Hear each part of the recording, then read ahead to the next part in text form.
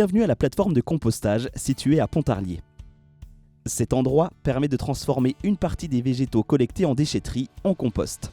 Un engrais naturel qui est mis à disposition des habitants du territoire de Préval.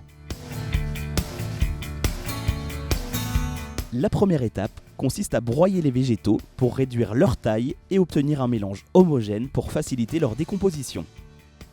Un andin est alors créé sur la plateforme avec les végétaux fraîchement broyés. La phase fermentation va durer au total 6 semaines, avec un retournement au bout de 3 semaines. Sur la zone de fermentation, il y a 4 couloirs de ventilation différents. Sur ces 4 couloirs, il y a des gaines de ventilation qui permettent d'insuffler de l'air dans le produit. Cela nous permet de pouvoir hygiéniser le produit. Un contrôle continu est effectué par des sondes implantées directement dans l'andin. La température et l'oxygène sont mesurés. Une température de 65 degrés doit être atteinte pendant 3 jours pour assurer une hygiénisation du compost. La matière reste ensuite en maturation pour 12 semaines. Durant cette phase, la matière sera retournée 2 fois pour poursuivre la décomposition. Le compost obtenu passe ensuite dans un cribleur, ce qui va permettre de le séparer en 3 fractions.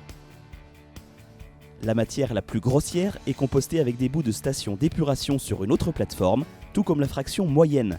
Celle-ci est également utilisée par les maraîchers locaux.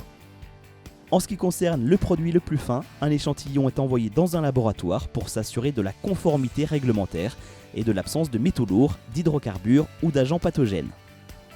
Après ce processus de 18 semaines, ce compost est alors proposé aux habitants sur la plateforme de Pontarlier et dans la plupart des déchetteries de notre territoire. Chaque foyer peut se servir, dans la limite d'1 m3, pour permettre au plus grand nombre d'en bénéficier. Le compost est un engrais naturel qui s'intègre à la terre pour la nourrir. Il ne peut donc pas servir pour remblayer un terrain.